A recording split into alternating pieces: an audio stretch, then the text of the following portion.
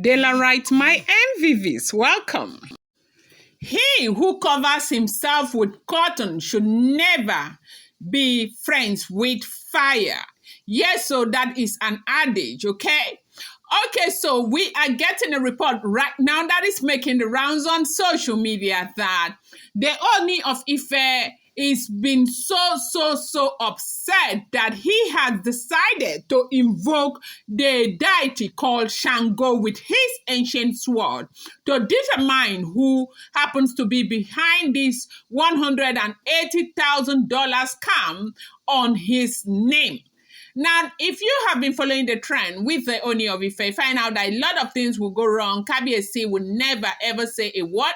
He does not take anything that has to do with social media seriously, like, except it gets to that point where in fact, the palace culture is never to respond to anything on social media. And that was why they were very upset when our baby girl took that issue to social media, until they found out that that was what the devil wanted to use. Those who are trying to perpetuate evil against her had to use that medium to ensure that she is disconnected from the royal family completely. Now, you don't know, I have talked about this 180,000 naira scam, $180,000 scam that is going on in the palace of the Ooni of Ife that is shaking everywhere. Like everywhere, people, like the Oloris are running kitty, kata, kitty, because fingers have been pointed at them. This one is pointing at this, that one. There has been a fight, as we are hearing, right there in the palace of the Ooni of Ife because of this same $180,000 scam on the name of the Ooni of Ife.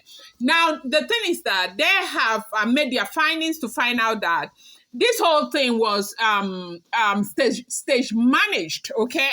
Yes, so they stage managed it because they want to use it to ruin the relationship that Olori Naomi is enjoying with her husband right now. Their number one focus is to scatter everything. And they had thought, you remember that things were, being amended until Dr. Elizabeth came into the picture. When Dr. Elizabeth came into the picture, Naomi got so pissed off that she said that she was never ever going to come back to that marriage again. So the reason why they decided to go this route is been because they feel like if we make it seem as if Kabiyesi is going for a new bride, it's going to offend Naomi so much that Naomi may never ever want to return back into the palace of the Ooni of Ife. And that was their number one reason for doing what they did. And when they stage managed this thing with the $180,000 scam, where a woman called Doyin has been claiming, first of all, that she paid somebody $180,000 on the internet, and that person is the Ooni of Ife, and the person promised her marriage. Can you imagine? $180,000, like less than 30 million naira, for a man that has a net worth of about $88 million right now, okay? And what will 30 million do for a man like that?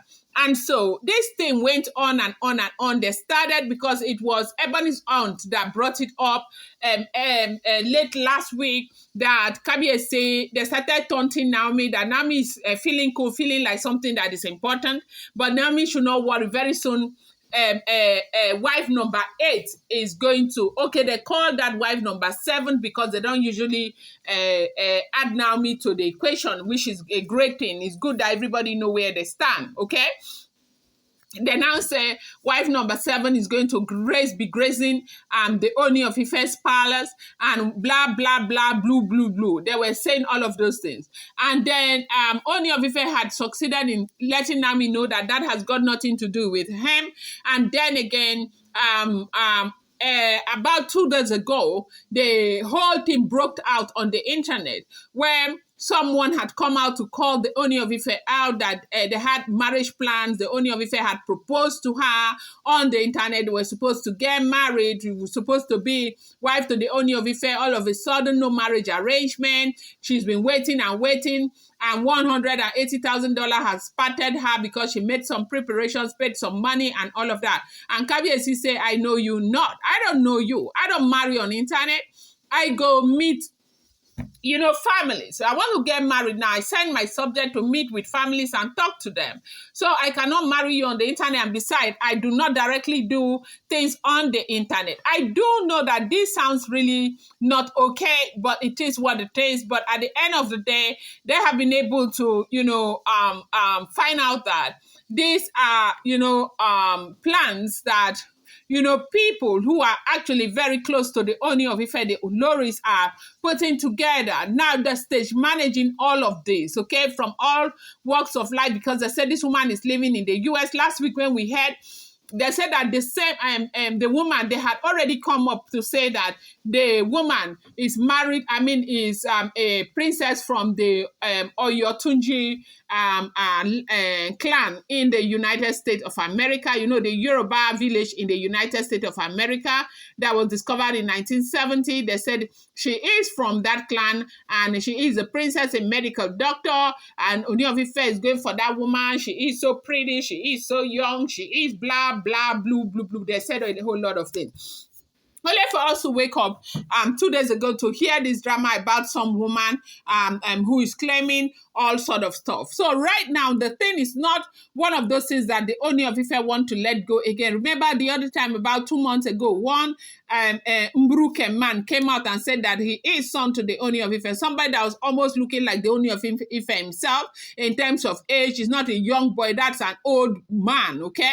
And the man came and claimed to be son to the Ooni of Ife. Ooni of Ife let that slide because Ooni of Ife is not somebody that wants to take this thing serious. Ooni of Ife is well aware that when a lot of people are just using his name to shine, okay, to cruise on social media. And so right now, this one that is coming with this scam and all of that is the one Kabiyesi is not taking lightly. They said that the man came out the other day, sat down and brought his ancient sword and invoked the deity Sãngo and to go in search of those who masterminded this. They say Oloris have been running kitty, kata, kata, kitty. You do know that, first of all, the first person that was pointed at was Ebony.